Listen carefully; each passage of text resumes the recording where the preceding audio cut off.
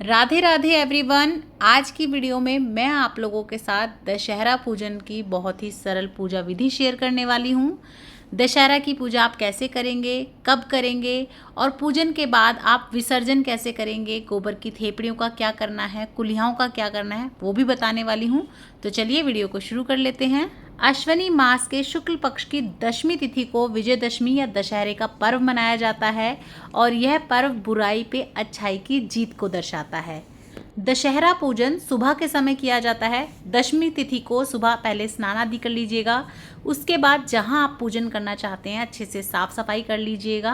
पूजन जब आप करेंगे तो आप ध्यान रखिएगा जो आपका पूजा करने वाले का मुख हो वो या तो पूर्व की दिशा में हो या उत्तर की दिशा में हो, उसी हिसाब से आप पूजन की दिशा चुनिएगा। साफ सफाई करके अच्छी तरह या तो आप मिट्टी से लीप सकते हैं, गाय के गोबर से, या फिर आप गेरू मिट्टी से इस तरह से लीप लीजिएगा। अच्छे से चौका लगा लीजिएगा। दशहरा पूजन कहीं खुले में किया जाता है, या तो आप अपने घर के बरामदे में चौक में कर सकते हैं, नहीं तो आप बालकनी में भी पूजन कर सकते हैं। पहले आप ये मिट्टी को अच्छे से सूखने दीजिएगा, फिर उसके ऊपर हम यहाँ पे चित्र बनाएंगे। तो आटे से ये चित्र बनाया जाता है। कुछ जगह पे इस आकृति को, इस चित्र को श्री राम का रूप दिया जाता है और कुछ जगह पे इसे रावण का रूप मान के पूजा जाता है। अगर हम रावण के अहंकार को, उसके दुष्कर्मों को ना देखें तो रावण ब्राह्मण था और साथ ही साथ बहुत ही महाज्ञानी था।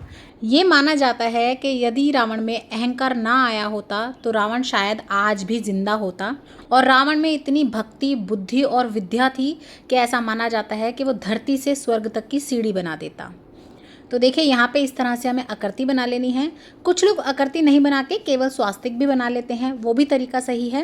नहीं तो देखिए इस तरह से आप आकृति बना लीजिए। मुझे बहुत अच्छी नहीं आती, बस इस तरह से सिंपल सादा तरीके से मैंने एक आकृति सी बना दी है। उनके मुंह, आँख, नाक बना दिए हैं।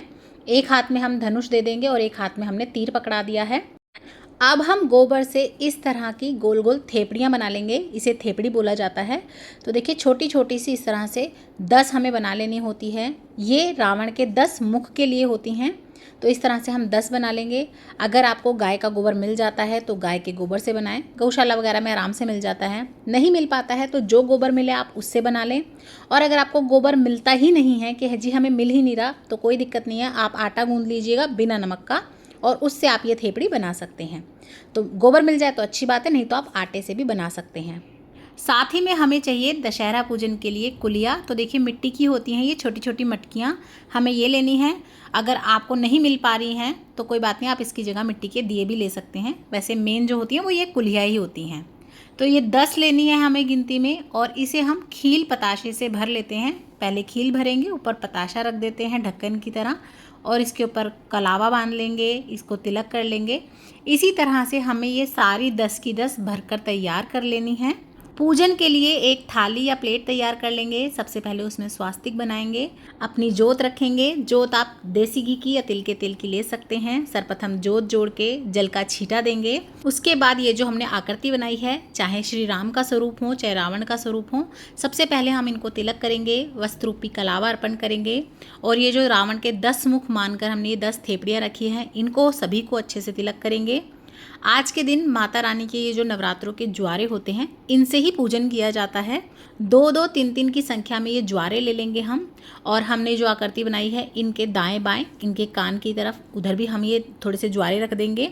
और जितनी भी हमने ये थेपड़ियाँ बनाई हैं उन पर भी हम ये ज्वारे रख देंगे। रावण इतना विद्वान, इतना ज्ञानी था कि इसीलिए दशहरे वाले दिन सुबह के समय पर उसका पूजन किया जाता है।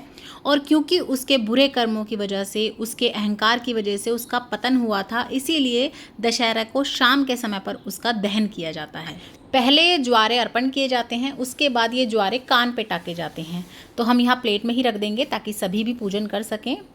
भोग के लिए इस कुलिया में खील पताशे जो हम भरते हैं, वो हमें ये जो रावण के 10 मुख होते हैं उन्हीं के आगे ये सारी कुलियाएं रखनी होती हैं। आज के दिन जो मेन भोग होता है वो खील पताशे का ही होता है, तो हम वो भोग लगा देंगे। इसी के साथ साथ आप चाहें तो किसी मिठाई का या हलवे का, खीर का अलग से भोग भी लगा सकते हैं, पर जो मेन भोग होता है वो खील पताशे का ही होता है। उसके बाद हम कुछ दक्षिणा अर्पण कर देंगे और फिर उसके बाद हम हाथ जोड़ के प्रेम पूर्वक आरती कर लेंगे। तो इस तरह से अगर आप 5 बार घुमाते हैं तो वो आरती ही मानी जाती है। या आप चाहें तो गणपति भगवान की आरती, या फिर आप ओम जय जगदीश हरे वाली आरती भी गा सकते हैं। तो इस तरह से हम सबसे पहले प्रेम पूर्वक आरती कर लेंगे। उसके बाद हम हाथ जोड़कर क्षमा याचना करेंगे। साथ ही में भगवान से ये निवेदन करेंगे कि हमें भी सद्बुद्धि दें, ज्ञान दें और हमें अहंकार से, मैं से और दुष्कर्मों से बचाएं। तो देखिए, दशहरे का पूजन अधिकतर जो है सभी जगह पे जेंट्स करते हैं, लड़के करते हैं, और जो घर के मुखिया होते हैं वैसे तो वही करते हैं, नहीं तो आप सब लोग मिलकर एक साथ भी कर सकते हैं। और घर की लड़कियां जो है ये ज्वारे अपने भाइयों के, पापाओं के, जितने भी जेंट्स होते हैं उनके कानों पर टांगती हैं। बदले में उन्हें दक्षिणा दी जाती है, या फिर यहीं पर अपने ज्वारे टंगवा के सब दक्षिणा चढ़ाते रहते हैं और लास्ट में वो सारी दक्षिणा घर की कन्याएं ले लेती हैं, लड़कियां ले लेती हैं। और ये जो हमने भोग प्रसाद चढ़ाया है ये आसपास अपने पड़ोसियों को, घर परिवार में, कुनबे में बांट सकते हैं, नहीं तो जो बच्चे वगैरह हैं उन्हें दे सकते हैं। ये जो गोबर की थेपड़ियाँ हम चढ़ाते हैं इन्हें हमारे यहाँ पे तो जब द्योतनी एकादशी आती है उस दिन शाम के समय पर जलाया जाता है, गीत वगैरह गाए जाते हैं, भजन गाते हैं। लेकिन अगर आपके यहाँ पे ऐसा नहीं होता तो आप इन थेपड़ियों को सुखा के रख लें, उसके बाद आप पूजा में, हवन में, भोग अग्यारी के लिए इन्हें यूज़ कर सकते हैं। और ये जो 1 लोटा जल है ये आप सूर्य भगवान को अर्घ दे दें। दक्षिणा जैसे कि मैंने आपको बताया घर की लड़कियां, कन्याएं बांट लेती हैं आपस में। तुरंत से आप यहाँ पे साफ़ सफाई ना करें, पहले आप अपने दिए को यहीं पे जलने दें। जब वो दिया शांत हो जाए उसके बाद इसे सब चीज़ों को हटाते हैं। और कई जगह पे दिया नहीं जलाते, ठंडा पूजन करते हैं, तो आप दिया स्किप भी कर सकते हैं। तो जब दिया शांत हो जाएगा, जब आप यहाँ से साफ़ सफाई करेंगे, झाड़ू वगैरह ना लगाएं, पहले आटा हाथ से ही सकेर लें ताकि चींटी वगैरह को डाल सकें। उसके बाद ये थेपड़ी हम सूखने रख देंगे और थोड़ी देर बाद आप यहाँ पे अपना साफ़ सफाई करके पोछा लगा दें ताकि कोई इसके ऊपर पैर वगैरह ना रखे। तो देखिए, इस तरह से आप पूजन कर सकते हैं। बहुत ही सरल विधि मैंने आपको बता दी है। वीडियो अगर आपको हेल्पफुल लगी हो, थोड़ी भी यूज़फुल लगी हो, तो ज़्यादा से ज़्यादा शेयर कीजिएगा अपने फ्रेंड्स एंड फैमिली के साथ। और इसी तरह की हिंदू धर्म, पाठ पूजा, घर गृहस्थी और हमारे तीज त्योहारों की वीडियो देखने के लिए चैनल पर बने रहें। अभी तक सब्सक्राइब नहीं किया है तो प्लीज़ सब्सक्राइब कीजिएगा, लाइक कीजिएगा, शेयर करना बिल्कुल ना भूलें और कमेंट बॉक्स में जय सिया राम ज़रूर से लिख दें। जय सिया राम। राधे राधे।